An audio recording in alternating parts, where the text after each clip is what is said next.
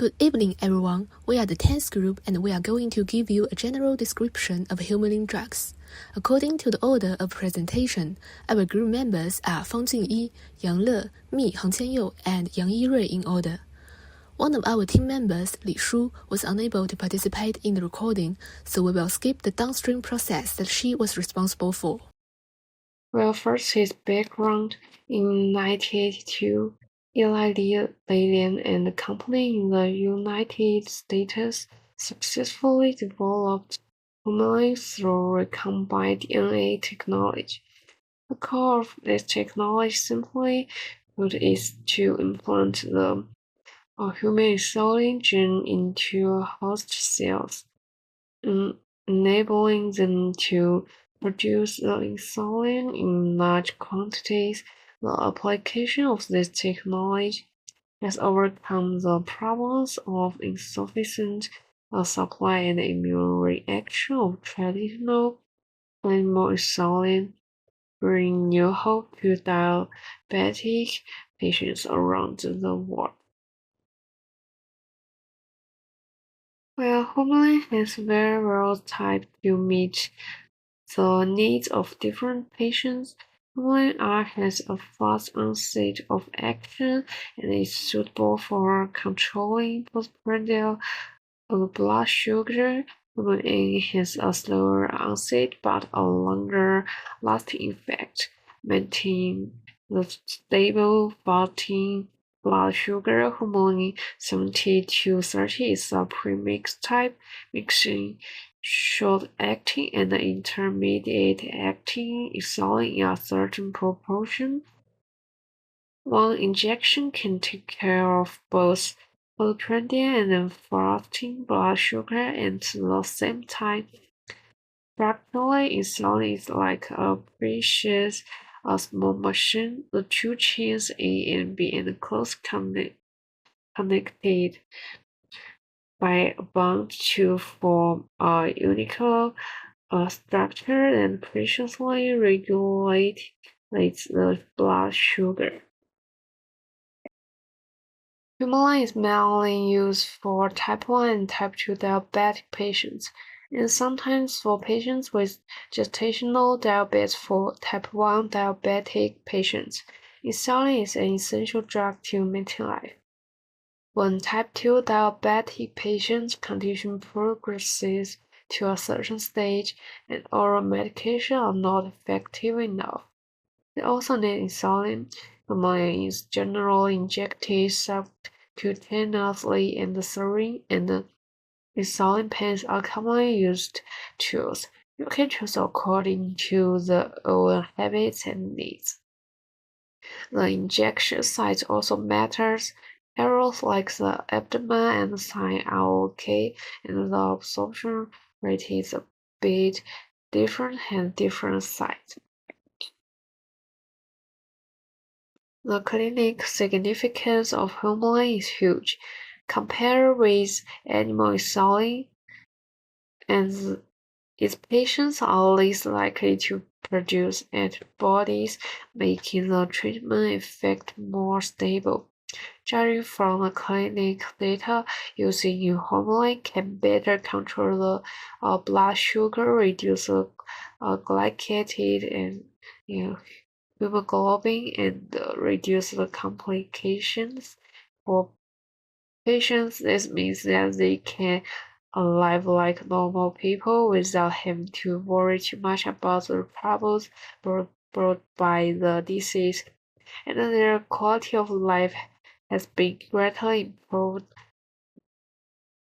Next, I will introduce the cell expression tech behind Humulin synthesis, the foundation of the production process.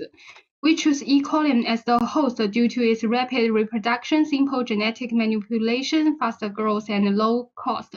However, producing human insulin in bacteria requires recombinant DNA technology, which provides precise production instructions. We need to extract DNA and cut DNA with restriction enzyme and ligate DNA fragments to vector.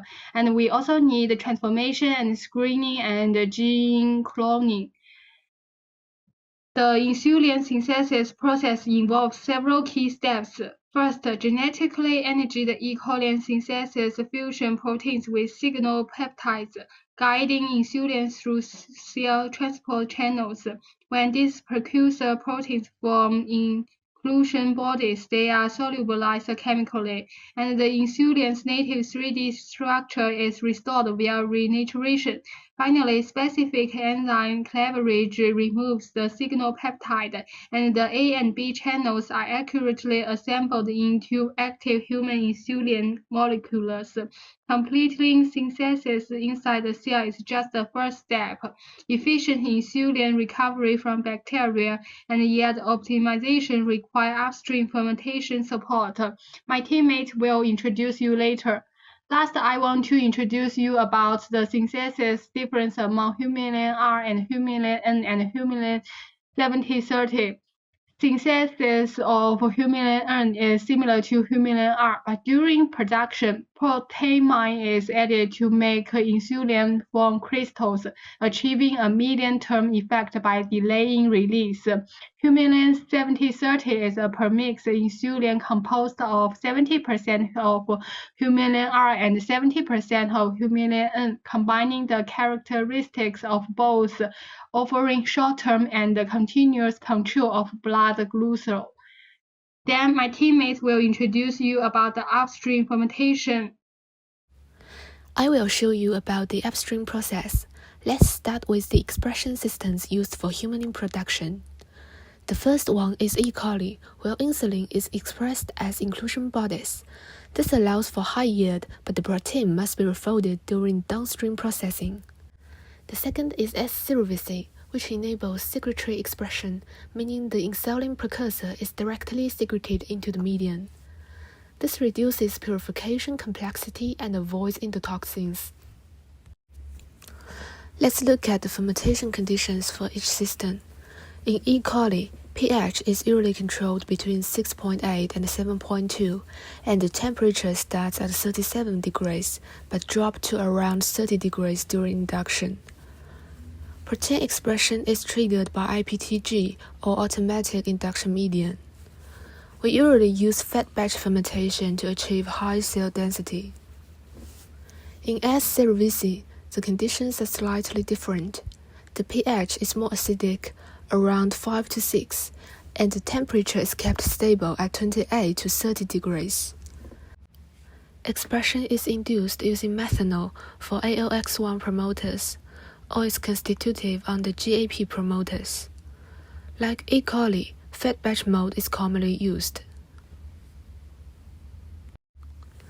When scaling up, both systems face challenges.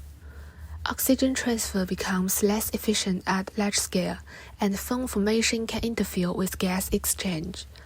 There is also heat accumulation and metabolic waste buildup, which can stress the cells.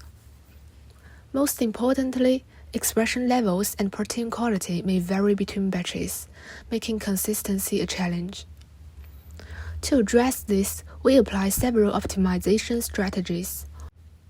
We use strong promoters and optimize codons for the host. Signal peptides help in secretion, and we engineer host strands to improve protein folding and reduce degradation. Here's a quick summary of the upstream workflow. It starts with strain construction, followed by fermentation, then induction of protein expression. After harvesting the cells, we isolate the insulin precursor for downstream purification. Hello everyone, my name is Yang Yirui. Now we are talking about quality and market. Humulin products adhere to stringent quality control standards throughout their manufacturing and distribution life cycle. These products are manufactured under GMP guidelines, with facilities audited by regulatory authorities such as China's National Medical Products Administration, Hong Kong's Department of Health, and international bodies like the US FDA. Quality assurance involves rigorous testing of raw materials for identity, potency, and stability, as well as in-process checks such as pH monitoring and HPLC purity analysis. Final product testing includes assessments of appearance, stellarity, with stability studies conducted to ensure shelf life. Cold chain management is strictly enforced during transport and storage, supported by real-time temperature monitoring. And batch release is also important. In mainland China, Humulin is included in the NRDL, ensuring broad accessibility in public hospitals, particularly in lower-tier cities. The market is characterized by rising demand due to China's large population, low competition from local biosimilars, and price pressures from centralized procurement programs pose challenges.